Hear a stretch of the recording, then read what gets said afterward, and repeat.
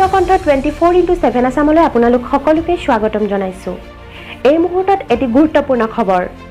BTC chief Hagrama Mohilary আপোনাৰ model BTCত এইবিলাক কি ছবি? এই মুহূৰ্তত দেখুৱাম হাগ্ৰামা মহিলাৰীৰ মডেল BTCৰ নগ্ন স্বৰূপ। যোৱা 15 বছৰেও নিৰ্মাণ নকৰিলে সংখ্যালঘু আধ্যাত্মিক এটি জৰাজীৰ্ণ পথ, যাৰ ফলত অঞ্চলবাসীয়ে জীয়াতু ভুগিবলগীয়া হৈছে। ৰাজ্যৰ এনে দুৰাৱস্থা চাই আগবাঢ়ি আহিল ওদালগুৰি জিলাৰ AVMছু। এয়া ওদালগুৰি জিলাৰ 1 নং ইকৰাবাৰীৰ পৰা লালপুৰলৈ যোৱা একমাত্ৰ পথৰ অৱস্থা।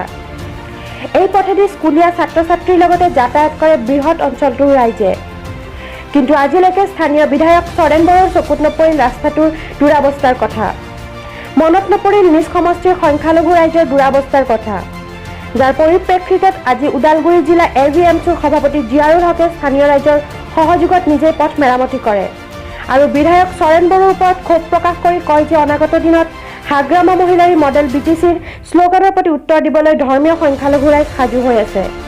কেমেৰা পাৰ্চন আছিকৰ সৈতে ওদালগুৰিৰ পৰা হাফিজুৰ ৰহমানৰ ৰিপৰ্ট, মুক্তকণ্ঠ 24/7 আসাম। আমাৰ মাজবাট সমষ্টিৰ 1 নম্বৰ ইকৰাবাৰী বজাৰৰ পৰা শান্তিপুৰলৈকে যি আমাৰ এই অঞ্চলৰ মানে গোটেই মানুহখিনি যোৱাৰ যি মুখ্য ঘাইপথ, তো এই ঘাইপথটোৰ যি জৰাজীৰ্ণ অৱস্থা, আৰু সেই জৰাজীৰ্ণ অৱস্থাত আমি বিভিন্ন সময়ত আমাৰ বিধায়ক চৰণ বড়ো MLAক আমি দাবী জনাইছিলোঁ যে এই অঞ্চলৰ ৰাস্তা ঘাটখিনি ভাল কৰি দিব লাগে। তো অতি দুখ আৰু পৰিতাপৰ বিষয় যে বিগত 5টা বছৰ তেখেতে এই মাজবাট সমষ্টিৰ বিধায়ক হৈ থাকিল, কিন্তু ভোটৰ সময়ত তেখেতে আমাৰ সংখ্যালঘু অধ্যুষিত এলেকাবিলাকত তেখেতৰ নেতাবিলাকে আমাৰ সংখ্যালঘুৰ ভোট লৈ তেখেতে বিধায়ক হোৱাৰ পিছত তেখেতে যে গৈছে, তেখেতে এতিয়া কলা নে বগা তেখেতৰ চেহেৰাখন আমাৰ এই অঞ্চলৰ মানুহখিনি ক'ব নোৱাৰিব। তো তেনেকুৱা ধৰণৰ এটা পলায়নবাদী মনোভাৱৰ বিধায়কক আমি ধিক্কাৰ জনাইছোঁ যে চৰণ বড়োৰ নিচিনা MLA বিধায়ক আমাৰ সমষ্টিত থাকিলে কোনো ধৰণৰ উন্নয়ন নহ'ব।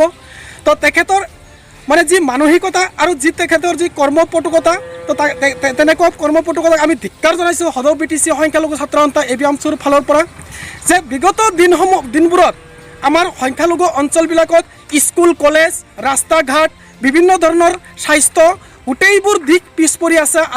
আজিলৈকে সেই গোটেইবোৰ দিশ পিছ পৰিয়ে থাকিল, কিন্তু তেখেতে কোনো ধৰণৰ সেইবোৰ বিষয়ত মন কাণ নিদিলে। তো আমি আজি দিশাৰা হৈ আমাৰ ৰাইজখিনি যাতায়াত ব্যৱস্থাত একেবাৰে বিকল হৈ পৰাত আমি ৰাইজৰ সহযোগত AVMছু উদ্যোগত আমি এই ৰাস্তাখনৰ কাম মেৰামতি কৰি আছোঁ। তো আমি অনাগত দিনত তেনেকুৱা ধৰণৰ যে বিধায়কক যে কেনেকুৱা ধৰণৰ বেমাৰী হ'লে আমাৰ ঠেলাৰ লগত লৈ যাব লাগে। আমাৰ এইটো কথা যে AVMছৰ তৰফৰ পৰা যিখিনি আমাৰ ৰাস্তাটো মেৰামতি কৰিছে আমি ধন্যবাদ দিছোঁ। আৰু আগন্তুক দিনত যিহেতু আমাৰ এই ৰাস্তা ঘাটৰ কামবিলাক ভাল হ'ব লাগে, নহ'লে আমি আগন্তুক দিনত আমি যিকোনো হওক আমি ব্যৱস্থা ল'ম। এইটো ৰোড আছে, এই ৰাস্তা আছে, এই ৰাস্তাটা বহুত দিন থেকে মানুহৰ চলাচল কৰা খুব অসুবিধা। আমাৰ 15 বছৰ B.P.F চৰকাৰে শাসন কৰিছে। এই 15 বছৰ আমাৰ কোনো ৰাস্তা ঘাট মেৰামতি কিবা কাম কাজ হোৱা নাই। AVMছৰ তৰফৰ পৰা এই মেৰামতিৰ কামবিলাক কৰি আছে। এই কাৰণে আমাৰ AVMছক ধন্যবাদ দেওয়া হ'ল। আৰু যাতে